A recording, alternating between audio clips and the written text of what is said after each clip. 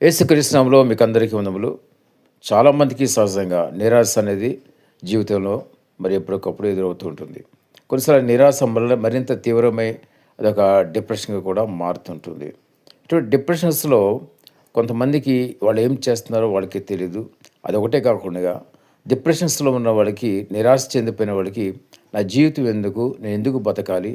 అనేటి ఒక ప్రశ్న కూడా వస్తుంటుంది. ఇటువంటి ప్రశ్నలు రాకముందుగానే ఒకవేళ వచ్చినా కూడా దేవునితో సహవాసం చేయాలి. ఆ సమయంలో కొంతమందికి దేవుని దగ్గరికొచ్చి ప్రార్థన చేసే విశ్వాసం కూడా లేకుండా విశ్వాసాన్ని కూడా కోల్పోతారు. అసలు విశ్వాసమే లేకుండా ఉంటే అసలు ఏమాత్రం ఇంకా విశ్వాసం లేకుండా పోతారు. కొన్నిసార్లు విశ్వాసం ఉన్నవాళ్ళు కూడా వాళ్ళ విశ్వాసాన్ని కూడా కోల్పోయే పరిస్థితులు ఉంటాయి. ఎందుకంటే వాళ్ళు అనుకునేది జరగనప్పుడు, ఏదైనా సరే వాళ్ళు అనుకునేది పొందుకోనప్పుడు, జరగనప్పుడు ఆ విధంగా నిరాశ, నిస్పృహలకి గురవుతూ ఉంటారు.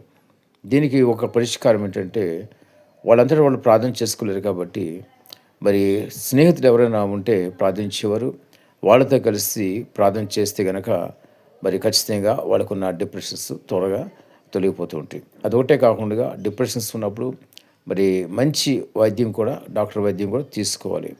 మంచి డాక్టర్ వైద్యం తీసుకుంటే, డాక్టర్ సలహాలు తీసుకుంటే వైద్యం అవసరం లేదు వాళ్ళే చెప్తారు. కొన్ని థెరపీస్ కూడా చెప్తుంటారు.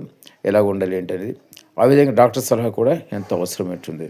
ఎందుకంటే కొన్నిసార్లు మరి ప్రార్థనతో పాటు డాక్టర్ సలహాలు, డాక్టర్ వైద్యం కూడా ఎంతో ప్రాముఖ్యం. ఆ విధంగా డాక్టర్ సలహాలు తీసుకోవటం, మరి మందులు వాడటం డాక్టర్ సలహా మేరకు అది దేవుని చిత్తమై ఉంటుంది. దేవుడు స్వస్థపరచడానికి మరి దేవుని యొక్క చిత్తమై ఉంటుంది. కొన్నిసార్లు దేవుడు మరి ఏ మందు లేకుండా కూడా దేవుడు స్వస్థపరుస్తాడు. కొన్నిసార్లు మందులు వాడాల్సిన పరిస్థితి కూడా ఉంటుంది. వారి యొక్క విశ్వాస పరిమాణాన్ని బట్టి వాళ్ళకి స్వస్థత కలుగుతుంది.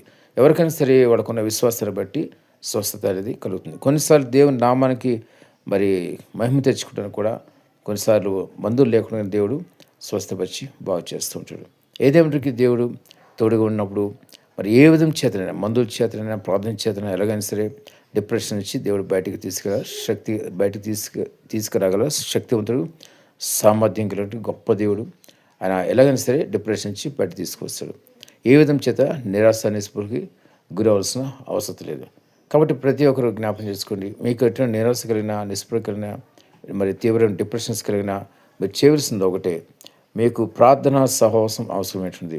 ప్రార్థించే వారితో మీరు కలిసి ప్రార్థన చేసుకోండి. మరి వాళ్ళు ప్రార్థన చేస్తున్నప్పుడు మీకు ఎంతో ఆదరణ కలుగుతుంది, ఎంతో విడుదల కలుగుతుంది. కాబట్టి ప్రతి ఒక్కరు గమనించండి, జ్ఞాపకం చేసుకోండి. ఈ విధంగా నిరాశ నిస్పృహలకు లోనప్పుడు మీరు చేయవలసిన ప్రార్థన చేయండి. లేకపోతే మీరు ప్రార్థించే వారితో సహవాసం కలిగి ప్రార్థన చేయండి. మీకు విడుదల కలుగుతుంది. దేవుడి మాటలు దీవించి ఆశీర్వదించును గాక.